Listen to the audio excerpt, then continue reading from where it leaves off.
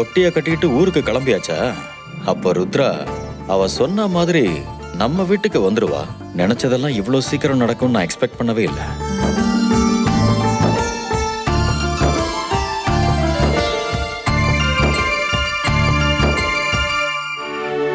என்ன வேலு, நீ மட்டும் பொட்டி எடுத்துட்டு வந்திருக்க? சுகுணா எங்க? மேடம், சுகுணா ஆட்டோ பிடிக்கிறதுக்காக வெளியே போயிருக்கா. சரி, ஓகே. 3 பேரும் பத்திரமா ஊருக்கு போய் கால் பண்ணுங்க. சரிங்க மேடம்.